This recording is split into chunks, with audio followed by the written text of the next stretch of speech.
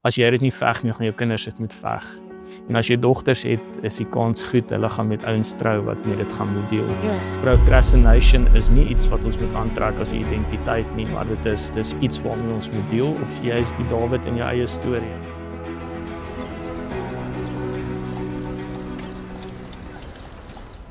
Welkom Pastor Woons by ons podcast. Ek is so opgewonde dat dit uiteindelik gebeur. Ek weet it's been a while en ek weet die Here het gesê ons moet hierdie doen en ek weet soveel mense het al gevra wanneer preek hierdie pastoor weer en nou kan julle vir hom die hele tyd kyk.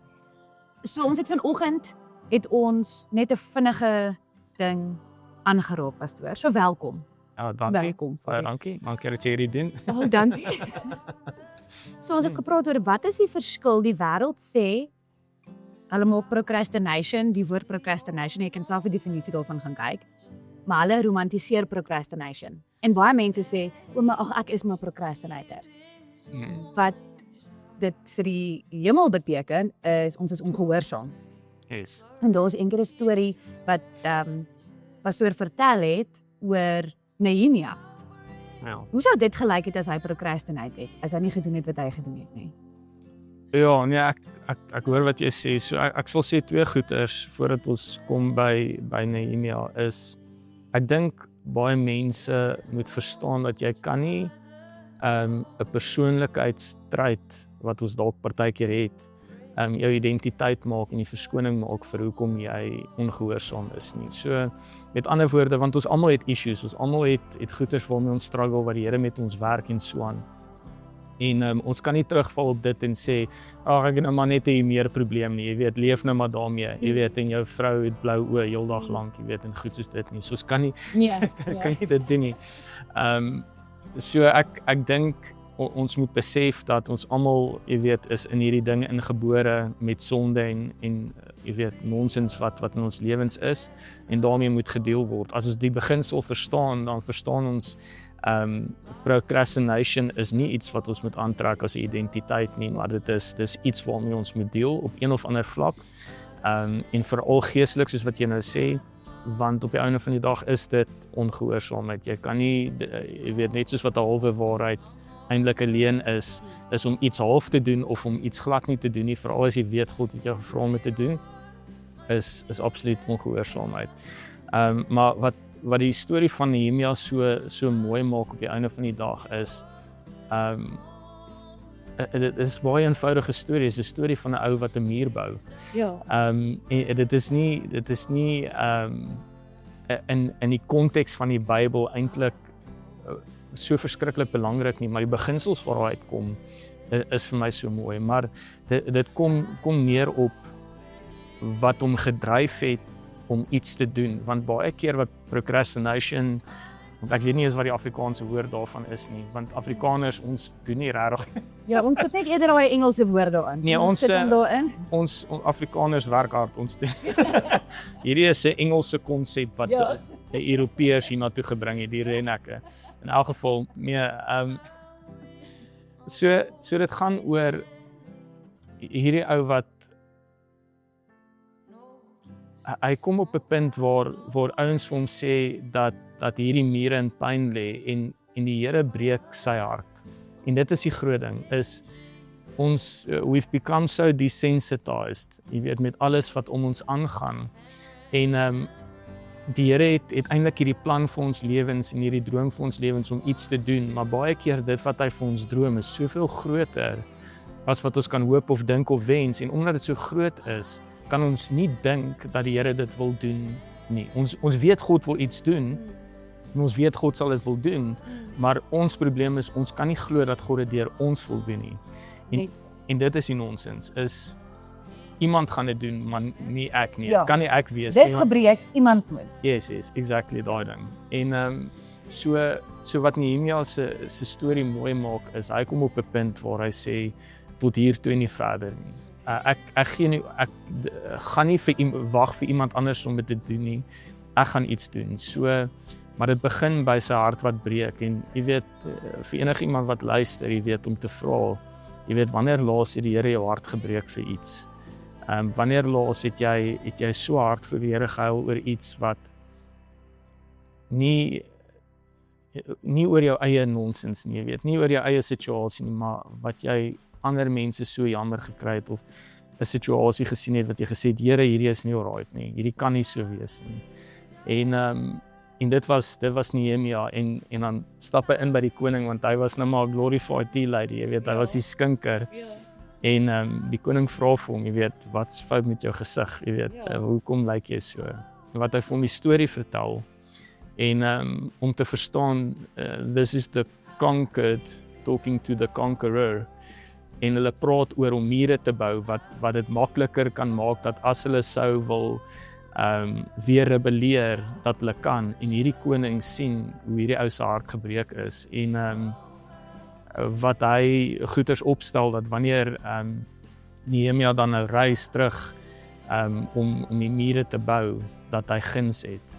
En dit is wat die Here doen, is sodra jy jou voet neersit en jy sê, Here het my hart hiervoor gebreek, ek gaan iets doen, dan begin hy die pad, ek wil amper sê vir jou uit te lê, en hy begin jou te omring met mense, en hy begin vir jou guns te gee.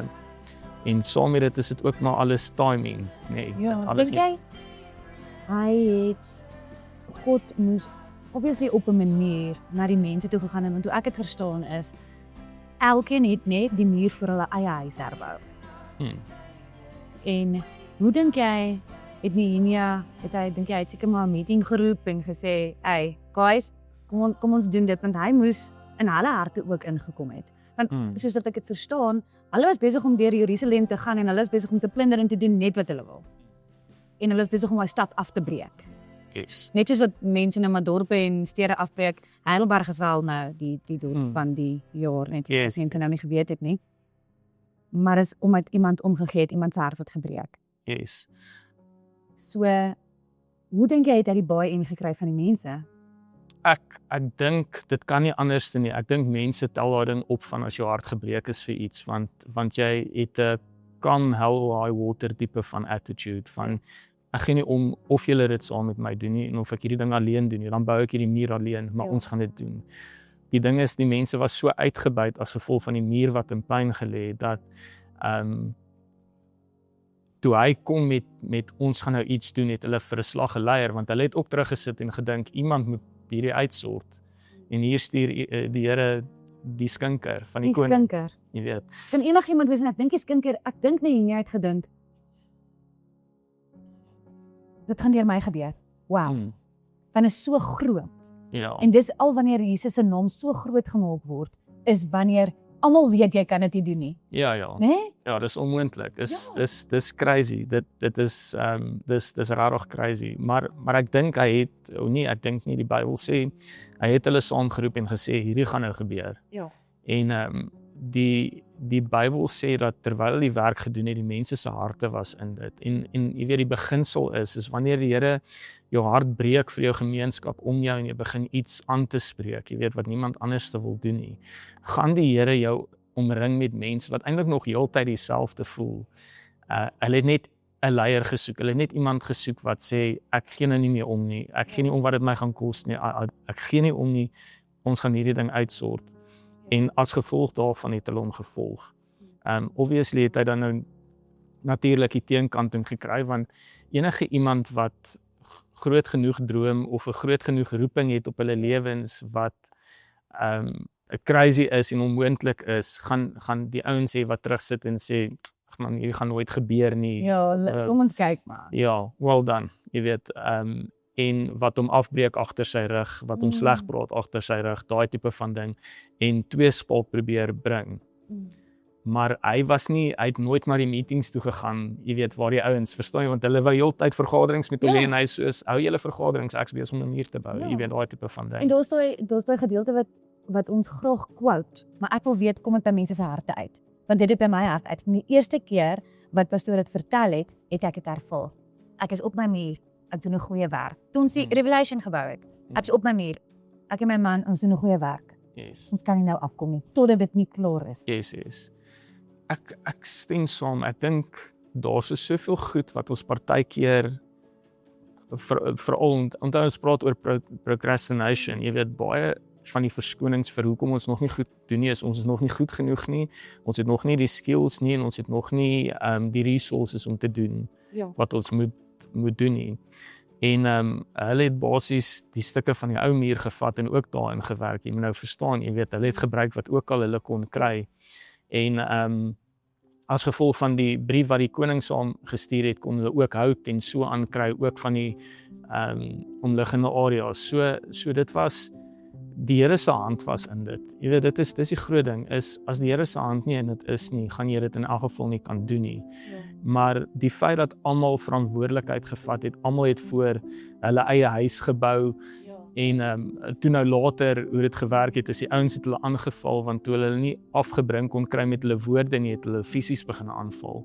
So, hoe ek het verstaan is, hulle het met die boumateriaal aan die een kant gestaan en dan met die swaard aan die ander kant gestaan. En ek dink dis baie keer wat gebeur, jy kry soveel teenkanting, dan begin mense vra, maar is hierdie regtig van die Here af? Nou, ek kan getuig uit my eie lewe uit en ek weet pastoor ook, dat as daar nie teenkanting is nie, waarmee is jy besig? Want as die vyand weet wat moet gebeur aan die einde ook, want hy wil nie hê dat daai soort val of dat daai dinge gebeur. Ek weet toe ons Revelation spesifiek en ek noem dit want soveel mense het agter ons rug gelag. Dit was, en dan sê ons altyd it was a joke until it started raining. En toe dit geld begin reën, en ek praat nie van noodwendig van koffies wat verkoop is nie, toe dit resources begin reën want Jesus se hand is daarin en ons het net anders sê. Verstaan, ons kon maklik eintlik gesê het ons gaan hierdie ding, hierdie is bietjie moeilik, want ons moet nou al hierdie goed aan mekaar Dis ongemaklik. Dis ongemaklik, en ek dink, ag, Here, kan ek nie maar net aan 'n bemarking doen, of kan ek nie maar net dit doen nie? En dit sou die grootste fout gewees het, want ek sou nooit beweeg het nie, en ek ervaar sy hart, want hy het dit nie gedoen vir sy generasie nie. Om 'n muur te bou, en dit is in 52 dae? Ja, soos iets is 52 dae het hulle die hele muur herstel.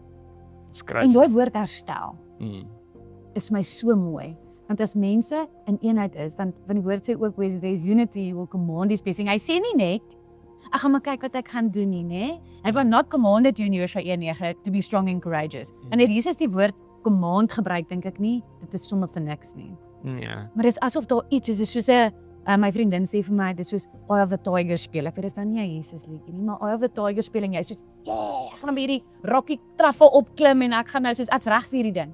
Maar wat gebeur as die liedjie ophou speel? Ja. En jy staan alleen. Ja, En jy sien hierdie muur.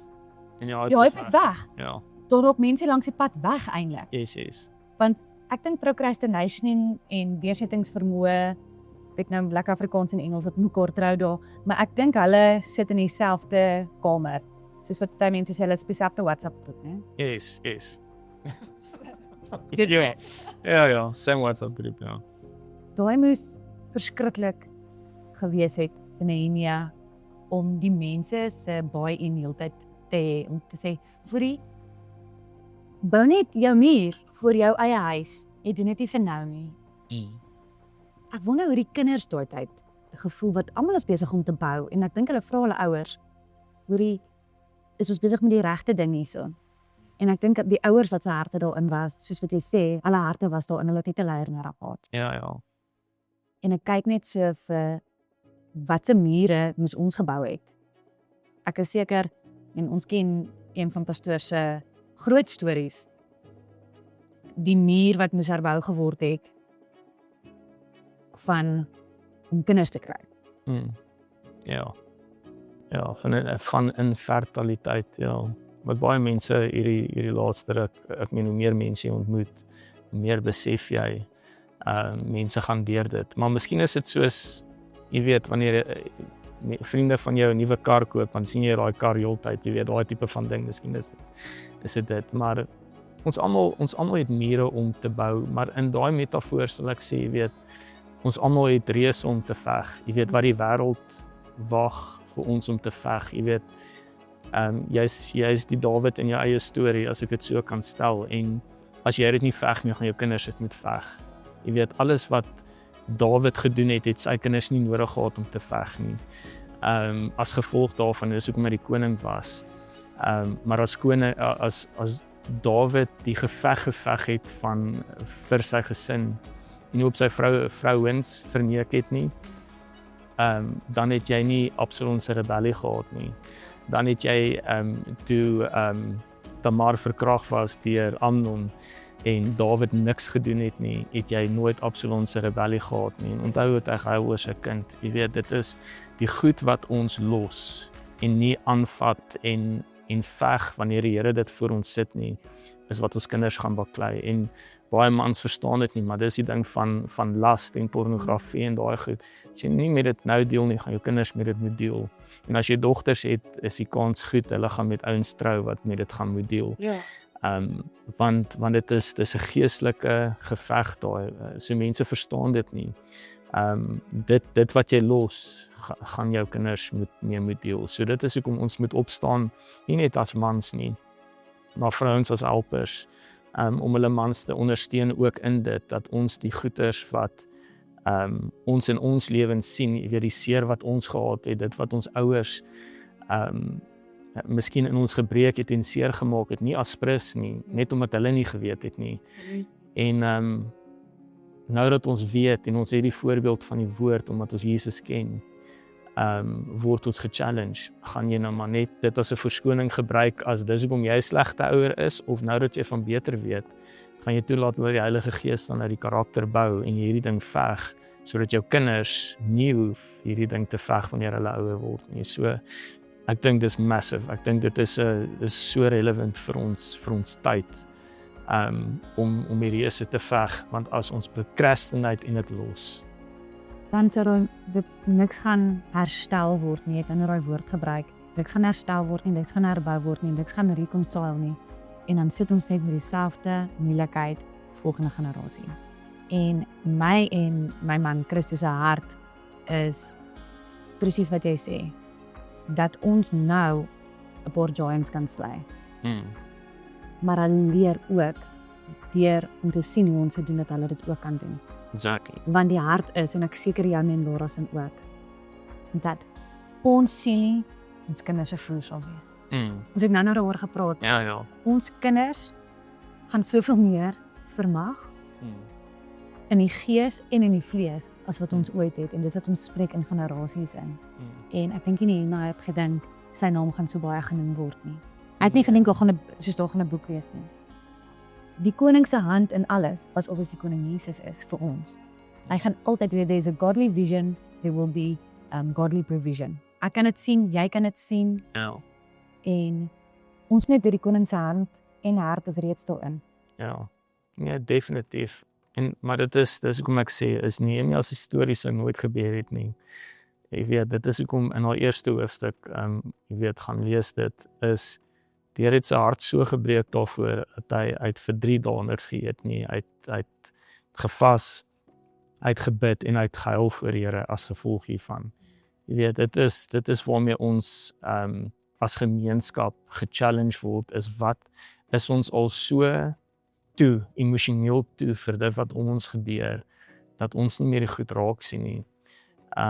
Of is daar nog goeders wat eintlik aan ons raak? En is ons oop daarvoor dat die Here ons harte so erg breek, dat ons sê, ek gee nie om of julle dit saam met my doen nie, ek gaan hierdie doen, ek gaan 'n verskil maak, ek gaan iets doen. Ja. En dit is op daai punt wat die Here begin om die mense wat jou langs die pad gaan ontmoet, en dit saam met jou gaan doen, die pad begin voorberei. Die destiny help. Yes. En dit is dan nou, wanneer jy terugkyk 52 dae later en die mure staan en jy sê by jouself, ons het hierdie mure gebou, maar ons weet nie hoe dit gebeur het nie. Ek meen, met al die teenkante, met al die aanvalle en wat ook al, het ons saam gestaan, ons was een hart, ons het hierdie ding gedoen. En dit klink soos hierdie eenvoudige, hoe belangrik is 'n muur, maar die beginsel vir gemeenskapswerk en dit wat die Here wil doen in ons lewens, in ons gemeenskap en die goeders wat ons land deurgaan. Jy weet, as hy nie jou hart gaan breek vir, jy weet, die politieke kultuur wat ons het nie, gaan jy nooit streef daarna om die volgende president te wees om die goeders reg te sit nie. Jy weet, dis waar dit gebeur is, waar jy sê genoeg is genoeg. Kom ons sort hierdie uit. Here, jy weet, help my, maar daai 3 dae se ween, se vas, jy weet, saam met die Here, is daai so telling, jy weet. So dit is waarmee ons gekonfronteer word is wanneer laas of is ons so emosioneel dood dat ons wil dit nie meer sien nie, ons wil nie meer dit deel nie. Just me, myself and I. As ons, my en my gesinnetjie okay is, dan is ons alright. Jy weet. Ek dink ons 3 vrae. Maar die Here ons gaan vra, wat het ons gedoen met sy seun verwerp of het ons hom aanvaar? Die tweede ding het ons geleer om lief te hê want God is liefde.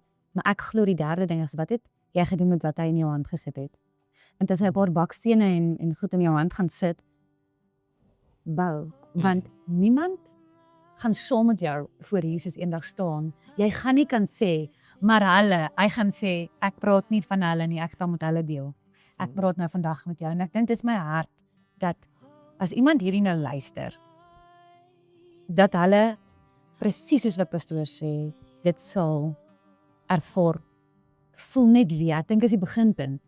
Sal pastoor so sê, soos, waarvoor breek jou hart? En dalk moet jy net op jou eie sypaadjie begin. Ja. Begin net daar, begin met jou man, begin met jou kinders, begin met daai tannie wat jy nie van hou, wat altyd skinder. Begin vir haar hart bid, want wat ek agtergekom het is, as ek bid vir iemand, kan ek nie lelik van hulle praat. Het is moeilik om mense te haat vir wie jy bid, nee. Ja. So ek dink, dis hoe ons gemeenskap gaan herbou, maar die hart moet groter wees, jy gaan weet wat dit is. En dalk die Jesus het al lankal, vir wie ook al nou luister vandag, dit gesê. Maar hopelik gaan dit van procrastination na gehoorsaamheid. Toe, vandag. Dalk verander iemand se hart vandag. Dis hoekom ons doen wat ons doen. Definitief, dis die groot ding is daai gehoorsaamheid. Ek dink en dit is hoekom ek dink daai ding van jy weet waar die Here jou hart breek is so powerful want dit bly nie net by die emosie nie en ek moet sê ek dink mense moet verstaan dat hierdie is nie emosionele keuse nie. Dit begin met emosies, dit begin met 'n hart wat gebreek is. Maar uit dit word gebore 'n besluit van ek gee nie om wat nou verder gaan gebeur nie, hierdie gaan ek aanvat. En dit is dalk net die eerste stap in baie van situasies waar die Here jou hart gaan breek. Ek dink nie dit eindig net met een ding nie, jy weet, dit is nooit regtig afgehandel nie, want ons harte breek ook vir mense wat verlore is en vir sekere mense en so aan. En maar daai ding is, dit kan nie 'n emosionele besluit wees nie, want ons weet 'n besluit wat emosioneel gemaak word, hou net so lank soos wat die emosie hou. Dis hoekom dis great dat ons partykeer in kerke musiek speel wanneer mense vorentoe kom en 'n besluit kom maak. En dis great om die atmosfeer te doen en kerse, ek bedoel ligte en jy weet wat ook al, die hele shebang, jy weet. Maar dit kan nie 'n emosionele besluit wees. Jy moet 'n besluit wees ten spyte van omstandighede, ten spyte van gevoel. Jy weet iets waaroor ons dadelik, jy weet dalk later kan praat is dat Christendom het niks met gevoel te doen nie, niks nie. En almal gevoel na in die kerk, jy weet, dit is die feeling wat ek kry, is die regte atmosfeer en wat ook al. En God is soos, wie gaan werk toe op grond van gevoel? Ja. soos sal ek werk toe gaan omdat ek so voel? Nee, ek voel ek wil by die huis bly. Ja. Verstaan En jou jy? vrou se lysie doen. Yes, Nooit net en nee, ek ja, is baie goed om by die huis te doen. Maar ja, so dit gaan nie oor gevoel nie, dit gaan nie oor emosies nie, maar dit word uit dit uitgebore, hierdie besluit om iets te doen vir Here. En timing is, ek sal die laaste ding sê, is timing is belangrik. Kairos, God se bestemde tyd, sy perfekte tyd is belangrik. Maar wanneer ons procrastinate en ons weet die Here het vir ons iets gegee, is dit om te sê, Here, nie u perfekte tyd nie, my tyd, my gemaklike tyd. En dan mis ons dit. Kan jy imagine, jy weet, ek gee nie om, jy weet, ons het altyd mense bang gemaak om te sê, jy weet, eendag gaan jy in die hemel kom, dan gaan hulle jou lewe wys vir almal. Ja. Jy weet, dan gaan jy nou gejudge. Ja, en dan sê ek soos, heerlikheid, beter smaal vir die kamera, nee. Jy weet, dit is nie dit nie, jy weet, die Here gaan dit nie doen nie, dis nie Bybels nie, dis nie wat gaan gebeur nie, maar om in die hemel te kom en die Here moet met jou deel die droom wat hy vir jou lewe gehad het. Jy weet, dit is soveel erger, jy weet, om te sê, hierdie is waarvoor ek jou gemaak het. Hierdie is wat jy kon gedoen het as jy net geluister het, as jy net jou ongemaklikheid een kant toe kon sit, toegelaat het dat dit jou hart breek vir iets en jy kon hierdie verskil in jou wêreld gemaak het. En dit sou iets gewees het wat jou kinders nie hoef mee te gestruggle het vorentoe nie. So ja, so mag die Here mense wat hierna luister emosioneel beweeg, sure. Maar mag jy 'n besluit maak, want die kans is goed dat wat jy vandag hoor is bevestiging op wat die Here alreeds besig is om in jou hart te doen. So ja, Amen. Dankie pastoor. wil ek sê. Verns dat jy ingestem het om som te kom praat vandag en ek seker dis die eerste van vele. Dis baie mooi altyd om te sien hoe jy die woord vir ons inkleer dat ons dit kan verstaan. Dis ons eie chosen pastor. Ek kon sy eie chosen reeks ook gedoen het want jy kleer dit altyd so mooi. So ek wil net vir jou sê dankie daarvoor. Plesier. Soveel blessings vir jou en dankie dat jy mense se harte beweeg en dankie dat mense dan ook in aksie oorgaan. So ek sê dankie. So opgehoorsaamheid. Yes, op gehoorsaamheid. Ja. Dankie pastoor.